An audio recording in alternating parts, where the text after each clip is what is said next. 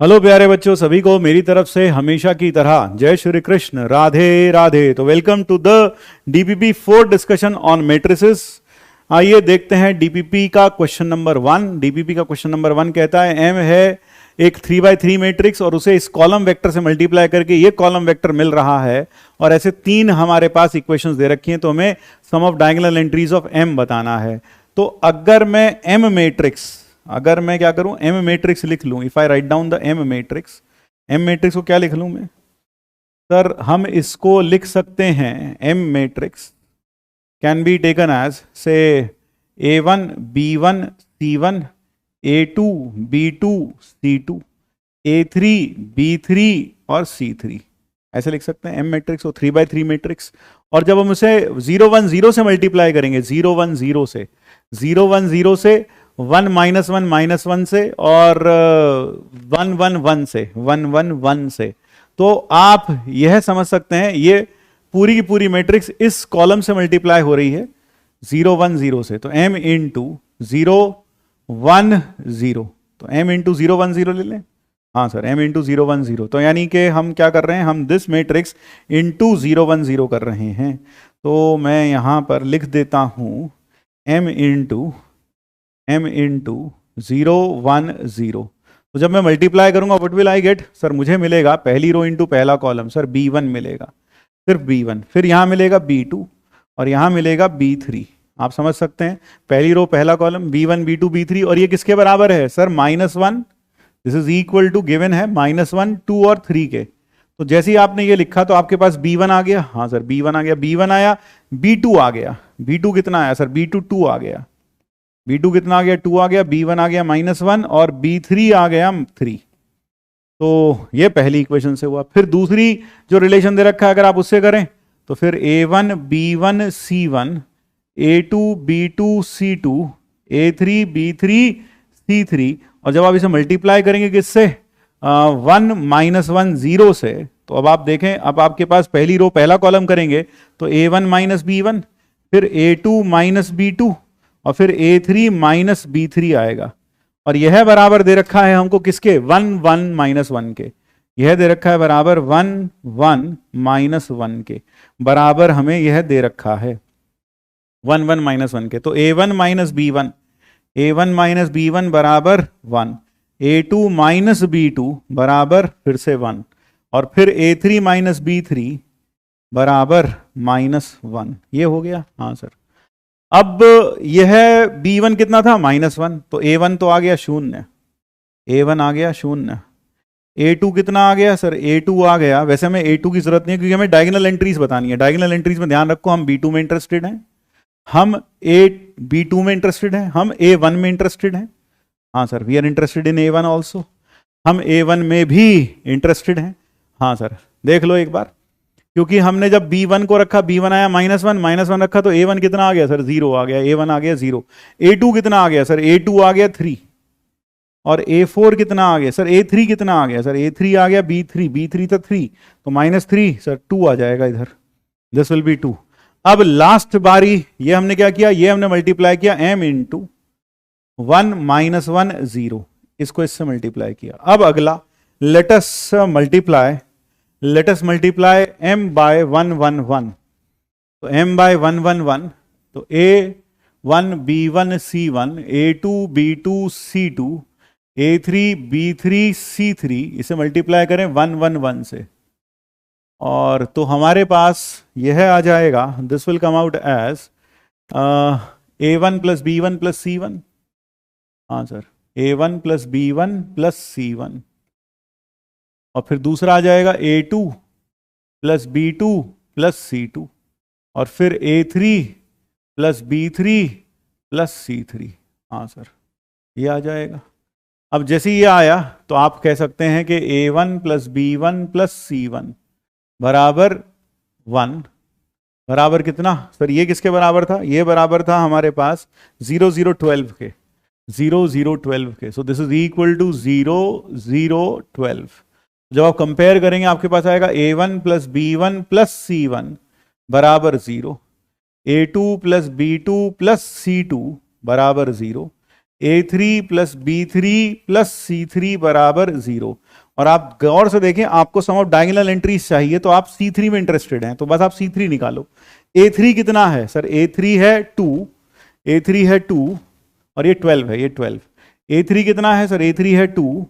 B3 कितना है sir? B3 है 3, B3 3 और C3 को C3 इज इक्वल टू 12, तो C3 कितना आ गया सर? C3 आ गया 7, C3 आ गया 7।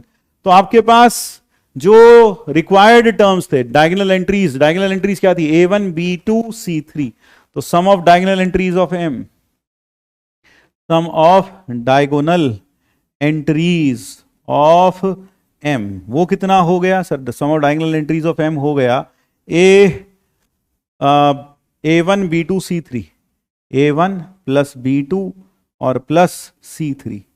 A1 is 0, B2 is 2 and this is 7। B2 कितना था?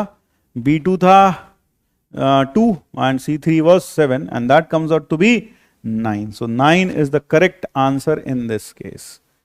So sum of diagonal entries of B comes out to be 9. I hope ये क्लियर हो गया। हाँ सर, ये तो क्लियर हो गया सर, चमक गया है। चलो भाई, ये चमक गया है। हाँ सर, ये है, क्लियर हो गया, ये क्लियर हुआ, ठीक है ना? हाँ सर, ये क्लियर हो गया। अब इसको वैसे एक तरीके से और भी कर सकते थे, दूसरा तरीका यह हो सकता था कि आप M इंटू एक मैट्रिक्स लिख लो। क्या मैट्रिक्स लिख लो? जिसके कॉलम्स हो 1 0 1 0 0 1 0 0 1 0 और फिर दूसरा लिखो 1 -1 0 1 -1 0 और तीसरा 1 1 1 और इधर लिख दो आप, इधर आप लिख दो कितना? इधर जब आप लिखोगे वो आएगा -1 2 3 -1 2 3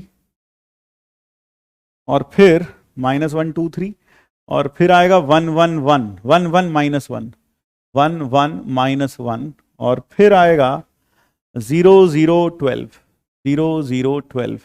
यानी कि जो मल्टीप्लाई करके आ रहा था वो हमने इधर लिख दिया, वो हमने इधर लिख दिया, दूसरी साइड लिख दिया, वो हमने दूसरी साइड लिख दिया, हमने दूसरी साइड लिख दिया।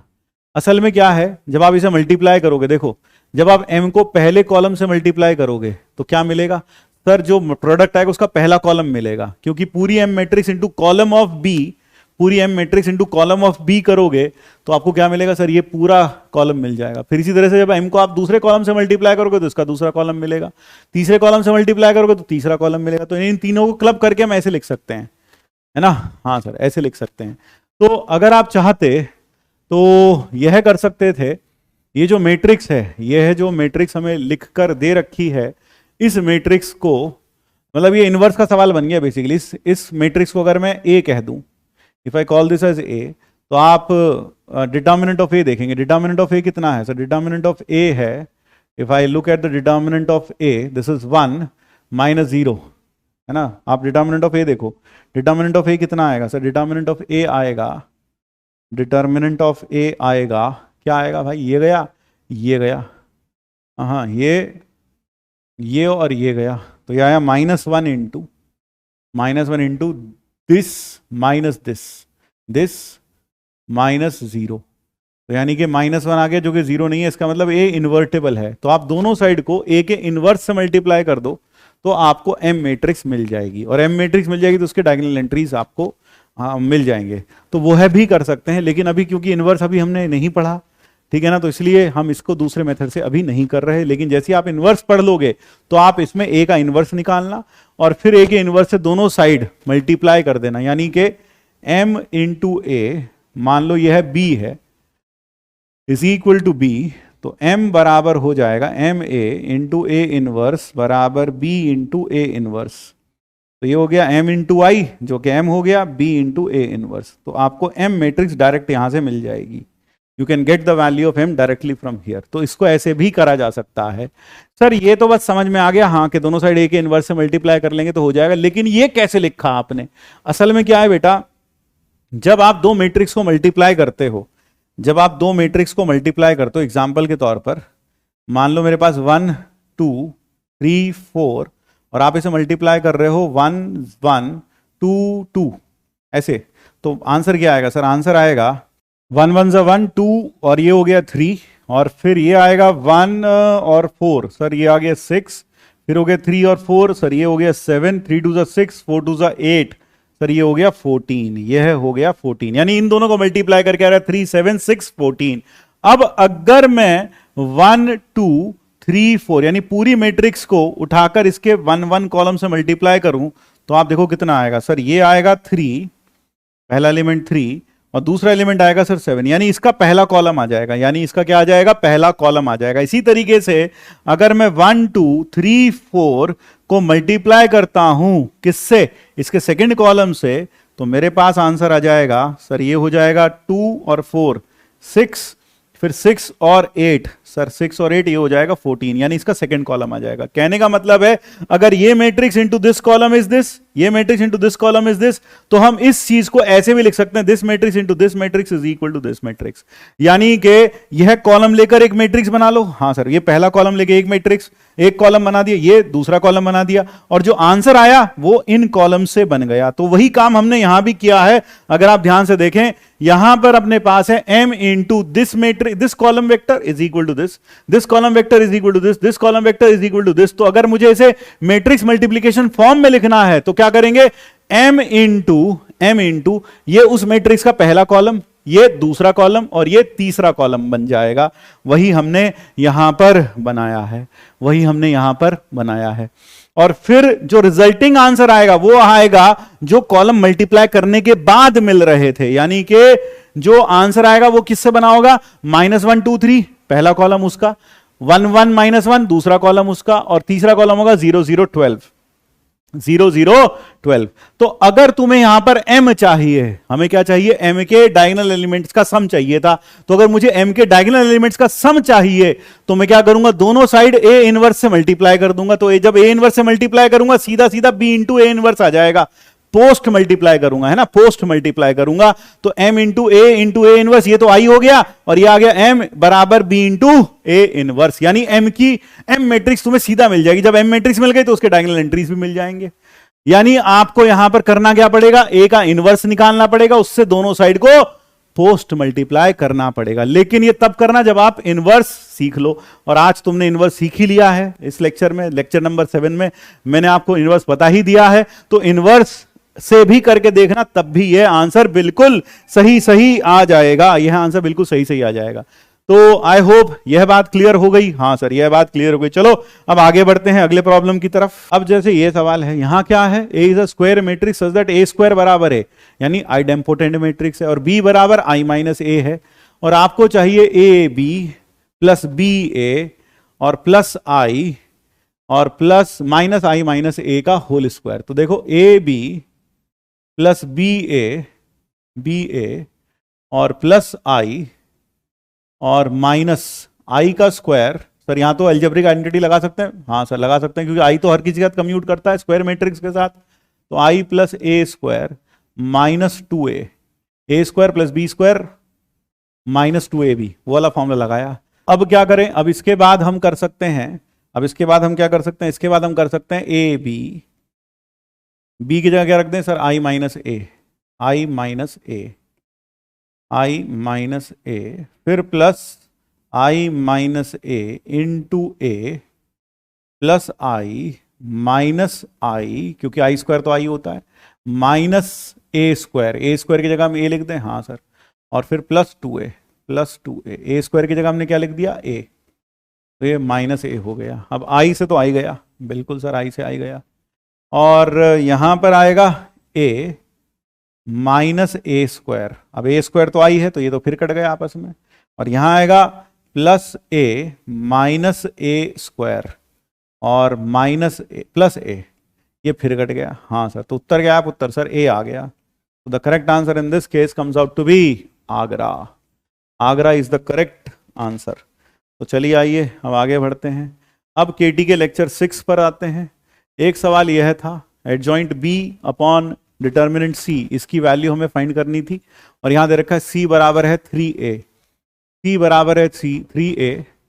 और हमें ये जेईई मेंस 2020 में आया 9 जनवरी को। इस प्रॉब्लम में अगर मैं ए का डिटर्मिनेंट निकालूं, डिटर्मिनेंट ऑफ ए, वो क्या बनेगा सर? वो बनेगा 1 0 0। हमने क्या किया, रो माइनस कर दिया, तो यहाँ आ गया 2, यहाँ आ गया -2, यहाँ आ गया 2, यहाँ 2 और यहाँ 1। हमने क्या रो ऑपरेशन लगाया, R2 goes to R2 minus R1 and R3 goes to R3 minus R1। ये दो रो ऑपरेशंस लगाए। अब एक्सपैंड किया तो सर ये हो गया, ये गया 2 और +4, 6 आ गया डिटर्मिनेंट ऑफ ए। अब बी है एडजॉइंट ए, तो adjoint B upon determinant of C, यह बराबर होगा, नीचे तो बन गया डिटर्मिनेंट 3 टाइम्स ए, हाँ सर, और ऊपर हो जाएगा एडजॉइंट बी का जो डिटर्मिनेंट होगा, एडजॉइंट बी क्या है, एडजॉइंट ए, यानी कि एक तरीके से ये है adjoint of adjoint A, adjoint of adjoint A. जब ये एडजॉइंट ऑफ एडजॉइंट ए है, इसका होता है डिटर्मिनेंट ए की पावर n-1 का स्क्वायर, n-1 कितने ऑर्डर है सर? 3, तो 3-1 का स्क्वायर डिवाइडेड बाय 3 का क्यूब बाहर आ जाएगा इनटू डिटर्मिनेंट ए, तो यह हो गया डिटर्मिनेंट ए की पावर सर 4 अपॉन 27 डिटर्मिनेंट ए, तो ये हो गया डिटर्मिनेंट ए का क्यूब अपॉन 27, यानी कि 6 × 6 × 6 अपॉन 27। तो अगर आप 3 से काटें, 3 3 3 3 से काट दें तो आपके पास आ जाएगा, 3 3 से काटने पर 3 2 6, 3 2 6, 3 2 6, यानी कि 8 आंसर आ जाएगा। So the correct answer in this case comes out to be Agra. फिर आते हैं अगले सवाल पर। ये रहा अगला सवाल। यहाँ पूछा था केटीके 4 में पूछा था, ये दे रखा 1 0 0 3 1 0 9 3 1 और Q है QIJB 2 3/3 matrices such that Q minus P की power 5 is equal to I3। तो हमें ये सब चीजें बतानी है। तो ठीक है भाई, अगर हम यहां पर Q माइनस P की power 5 is equal to I3 यह लिखा हुआ है, तो ठीक है, अगर मुझे P की पावर 5 करना है तो if I write down P to the power 5, तो P की पावर 5 कैसे लिखें सर? आप एक काम करिए, आप P को लिख लीजिए 1 0 0 0 1 0 0 0 1 प्लस 3 टाइम्स प्लस एक मैट्रिक्स और लिख लो, वो क्या बनेगी सर? 0 0 0 3 0 0 9 3 0। ऐसा क्वेश्चन हम बिल्कुल क्लास में भी कर चुके हैं। ये हो जाएगा आइडेंटिटी प्लस 3 टाइम्स, उसमें से 3 कॉमन ले लो, 3 टाइम्स 0 0 0 1 0 0 फिर 3 3 9 1 0, ये हो गया। इसको लिख सकते हो I प्लस 3x। अब अगर आप x जो मैट्रिक्स है, यानी मैंने इस मैट्रिक्स को x मान लिया, अब अगर आप इस x का स्क्वायर करके देखो तो क्या होगा सर? ये है 0 0 0 1 0 0 3 1 0 इंटू 0 0 0 1 0 0 3 1 0, इनको मल्टीप्लाई करोगे तो पहली रो पहला कॉलम 0 0 0, दूसरी रो पहला कॉलम 0 0 0। अब इसको इससे मल्टीप्लाई करोगे, तो जब इसको इससे मल्टीप्लाई करोगे तो आएगा 0, यहाँ आएगा 1, तो सिर्फ 1 बचेगा। फिर जब इसको इससे मल्टीप्लाई करोगे तो 0 बचेगा, फिर जब इसको इससे मल्टीप्लाई करोगे तो भी 0 बचेगा, यानी एक्स स्क्वायर यह आ गया। X square comes out to be this. जरा अच्छे से देख लो, एक्स स्क्वायर यही आएगा ना, असल में ये मल्टीप्लाई होगा इससे, तो 3 × 0 फिर 1 × 1 फिर 0 × 3 1 ही आएगा। अब एक्स क्यूब कर लो भाई, एक्स क्यूब का मतलब होगा x 310 इंटू 0 0 0 0 0 0 1 0 0, ये किया, मल्टीप्लाई करो रो बाय कॉलम, तो सर ये आएगा 0, this will come out to be 0, ये तो सीधा सीधा 0 आ जाएगा। हाँ सर ये 0 आ जाएगा सीधा सीधा, this will come out to be 0। हाँ सर ये आ जाएगा 0। फिर उसके बाद नेक्स्ट आ जाएगा फिर से 0, तो 0, और ये करोगे मल्टीप्लाई सेकेंड रो, सर ये भी 0 0 0 आ रहा है। फिर ये करोगे इससे मल्टीप्लाई, सर 0 0 0 आ रहा है, यानी कितना आ गया सर? नल मैट्रिक्स आ गया। कितना आ गया? Null matrix. तो एक्स क्यूब नल मैट्रिक्स आ गया, यानी कि एक्स एक निलपोटेंट मैट्रिक्स है इंडेक्स 3 की। X is nilpotent of index 3 of index 3। ये निलपोटेंट मैट्रिक्स हो गई कितने इंडेक्स की? 3 इंडेक्स की निलपोटेंट मैट्रिक्स हो गई। और जब ये 3 इंडेक्स की निलपोटेंट मैट्रिक्स हो गई तो p की पावर 5 हो जाएगा i प्लस 3x की पावर 5। और क्योंकि आइडेंटिटी मैट्रिक्स हर मैट्रिक्स साथ कम्यूट करती है तो हम इसे बाइनोमियल से एक्सपैंड कर सकते हैं। 5c0 इंटू आई की पावर 5, फिर प्लस 5c1 इंटू आई की पावर 4 इंटू 3x, फिर प्लस 5c2 इंटू आई की पावर 3 इंटू 9x आई की पावर 3 इंटू 9x स्क्वायर आएगा वहां पर। और एक्स क्यूब वाली टर्म सब जीरो हो जाएंगे। x4 वो वही नल मैट्रिक्स आएगी बेसिकली। फिर आई की पावर x की पावर 5 करेंगे वो भी नल मैट्रिक्स आएगी, तो उसे लिखने की जरूरत नहीं है। तो हमारे पास ये आ गया p की पावर 5। हाँ सर ये आ गया। अब आगे बढ़ते हैं तो p की पावर 5 हमारे पास हो गया। 5c0 तो 1 होता है और i की पावर 5 i होता है। और यह हुआ plus 5 times 15 times x plus 15x, क्योंकि i इंटू समथिंग वापस वही मैट्रिक्स आती है, तो यहां से ये आएगा i इंटू एक्स वापस x हो जाएगा। 5c2 होता है 10, so that is 90x square. तो अब आपके पास q जो था वो था i प्लस p की पावर 5। q यही है, हाँ सर, i प्लस p की पावर 5। तो यह हो गया 2i plus 15x plus 90x square, यानी के 2 इंटू 1 0 0 0 1 0 0 0 1, फिर प्लस 15 इंटू 0 0 0 1 0 0 3 1 0। एक बार देख कर लो भाई, सही है ना? 0 0, हाँ सर यही है 3 1 0। फिर 90 इंटू एक्स स्क्वायर आया था 0 0 0 0 0 0 1 0 0। तो अब हमें क्या चाहिए? हमें चाहिए Q कितना? Q21 Q31 Q21 Q31 और नीचे चाहिए Q32। तो Q21 क्या मिलेगा? Q21 होगा 2 1 पोजीशन पे लगा हुआ एलिमेंट। वो कैसे मिलेगा सर? इसको और इसको जोड़ेंगे। कितना मिलेगा sir? 2 plus 2 into 0 plus 15 plus 90 into 0, यानी कि 15 हो गया। फिर Q31 का मतलब होगा ये वाला एलिमेंट। ये कैसे मिलेगा सर? ये मिलेगा 2 इंटू 0 प्लस 15 इंटू 3 प्लस 90, ये हो गया 135। और Q32 कैसे मिलेगा सर? Q32 मिलेगा, Q32 will be obtained by Q32 ये वाला एलिमेंट, ये फिर ये और फिर ये है। तो ये कैसे मिलेगा सर? ये मिलेगा 2 इंटू 0 प्लस 15 इंटू 1 और प्लस 90 इंटू 0, यानी कि 15। अब इन दोनों को जोड़ना है, Q21 plus Q31 upon Q32। हाँ सर, और ये कितना हो गया सर? ये हो जाएगा 15 प्लस 135 अपॉन 15, यानी कि 150 upon 15, so that comes out to be 10. So the correct answer in this case comes out to be Delhi. IIT Delhi will be the correct answer in this case. अब एक सवाल और देख लेते हैं। ये वाला सवाल कई बच्चों को, ये बहुत कम बच्चों से बना। तो यहां पर लिखा है ये ऑर्थोगोनल है। ऑर्थोगोनल है तो ऑब्वियस सी बात है, रो जो इसका रो वेक्टर है वो एक क्या होगा? That will be a unit vector. तो a स्क्वायर प्लस 4/9 और प्लस 2/3 का स्क्वायर यानी 4/9, इसका जो मैग्नीट्यूड है वो 1 होगा। हाँ सर, ये रो वेक्टर जो है ABC, ये वाला जो वेक्टर है ये क्या होगा? एक यूनिट वेक्टर होगा, तो उसका मैग्नीट्यूड 1 होगा। क्योंकि हमें पता है कि जो भी रोज और कॉलम्स होते हैं ऑर्थोगोनल मैट्रिक्स के वो सब यूनिट वेक्टर्स होते हैं और म्यूचुअली परपेंडिकुलर होते हैं, डॉट प्रोडक्ट 0 होता है। तो अपने पास आ गया a square plus 8/9 equal to 1। तो a की वैल्यू आ गई प्लस माइनस 1/3।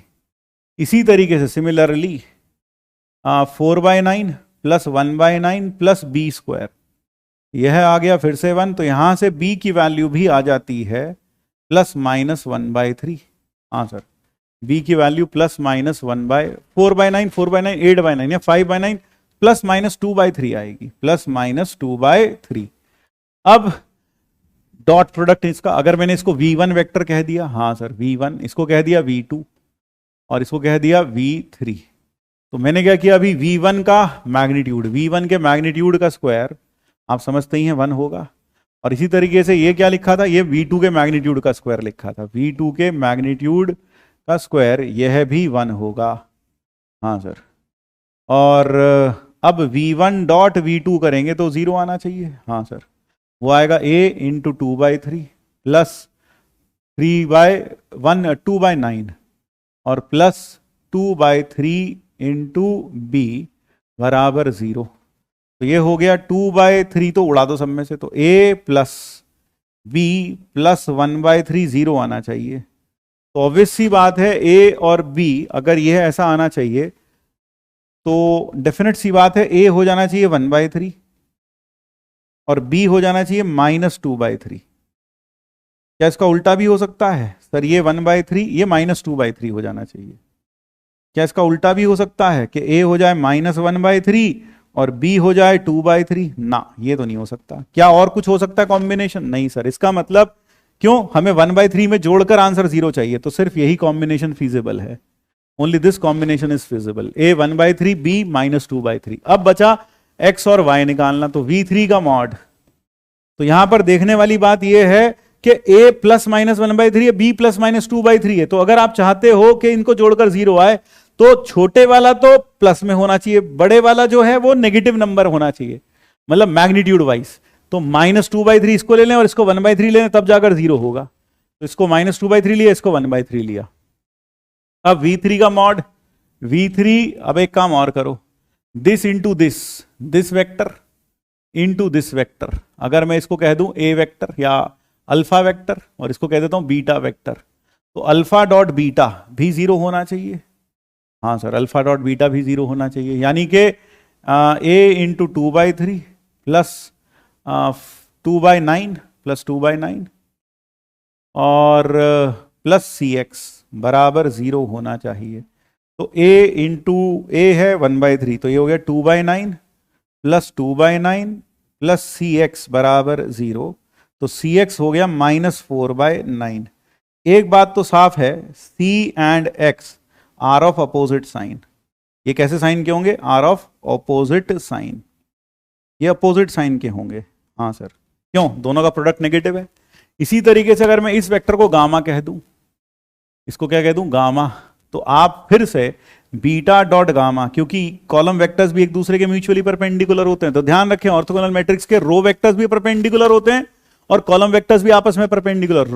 रो के परपेंडिकुलर होती हैं, कॉलम वेक्टर्स के परपेंडिकुलर होते हैं, और सबका मैग्नीट्यूड 1 होता है। तो बीटा डॉट गामा कितना होगा सर? बीटा डॉट गामा होगा 4/9 फिर प्लस b/3 फिर प्लस xy बराबर 0।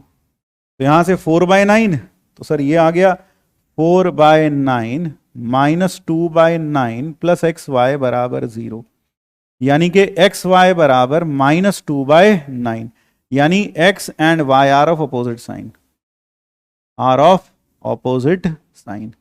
ये दोनों अपोजिट साइन के हो गए। इसका मतलब ये हुआ कि c और x अपोजिट साइन के और x और y अपोजिट साइन के, यानी c और y का साइन सेम है, c और y का साइन सेम है। हाँ, तो क्या ऑब्जर्वेशन हुआ? c and y are of same sign, are of same sign, and x has opposite sign, क्योंकि x का साइन दोनों के अपोजिट है, x has opposite sign, opposite sign. अब क्या किया जाए? अब हमें अल्फा का मॉड 1 होना चाहिए। हाँ सर, अल्फा वेक्टर का मॉड 1 होना चाहिए, यानी कि इसका स्क्वायर कर लो तो स्क्वायर 1 के बराबर होना चाहिए, यानी कि कितना? a² plus 4/9 plus c², a² plus 4/9 plus c² बराबर 1। a² हो गया 1/9, 1/3 था, plus 4/9 plus c² is equal to 1, तो c² इज इक्वल टू 4/9। तो c की वैल्यू आ गई -2/3 और 2/3। हाँ सर, फिर इसी तरीके से बीटा वेक्टर का मॉड, बीटा वेक्टर का मॉड भी 1 होना चाहिए। तो आपके पास आया फिर से 4/9 प्लस 1/9, वही आ रहा है 1/9 प्लस 4/9 प्लस x², यह 1 होना चाहिए।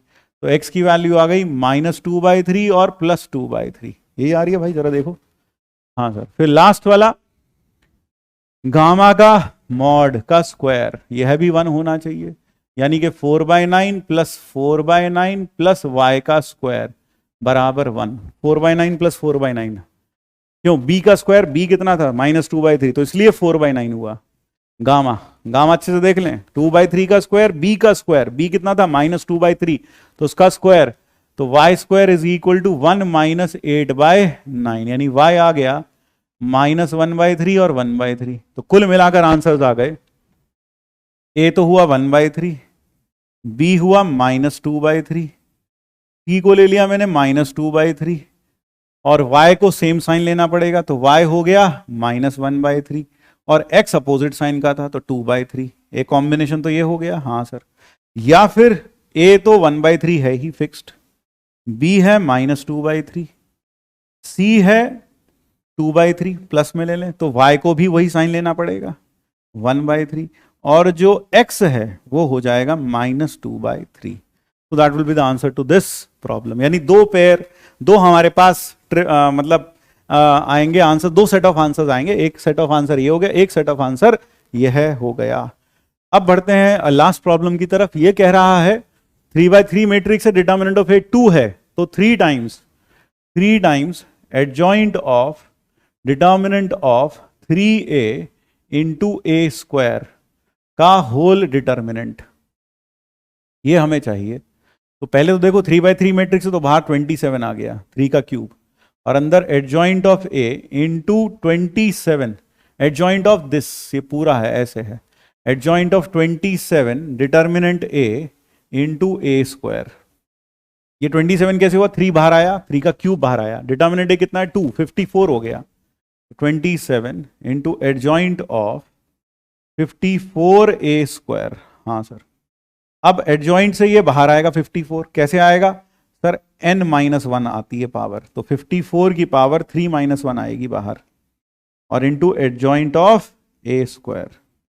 अब ये फिर मॉडुलस डिटर्मिनेंट से बाहर आएगा, तो 27 इंटू 54 क्या स्क्वायर, और बाहर आएगा cube, into adjoint of a square का डिटर्मिनेंट।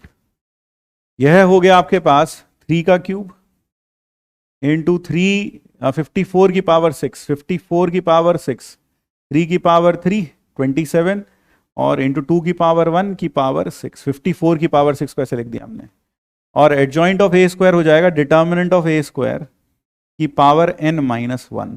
बिल्कुल सर, तो ये हो गया 3 की पावर 21, 3 की पावर 21 है ना, 3 की पावर 21 इंटू 2 की पावर 6 इंटू a स्क्वायर, आपको पता ये हुआ मॉड ऑफ a स्क्वायर का square, which is nothing but 3 की पावर 21, 2 की पावर 6 इंटू डिटर्मिनेंट a का फिर से स्क्वायर हो जाता है, ये ऐसे, ये समझ में आया, क्योंकि डिटर्मिनेंट ऑफ a की पावर n बराबर होता है determinant a whole to the power n, ऐसे। तो ये 2 बाहर आ गया, तो ये हो गया 3 की पावर 21, 2 की पावर 6, 2 की पावर 4, और यह हो गया 3 की पावर 21, 2 की पावर 10, 2 की पावर 10, यानी कि यह हो गया 3 की पावर 11 इंटू 3 की पावर 10 इंटू 2 की पावर 10, यानी 3 की पावर 11 इंटू 3 इंटू 2 की पावर होल 10, यानी 3 की पावर 11 इंटू 6 की power 10। So the correct answer in this case comes out to be IIT Bombay. So that is the correct answer, and I think that is all for today from my side. Till then, thank you. जय श्री कृष्ण, राधे राधे, धन्यवाद, फिर मिलते हैं।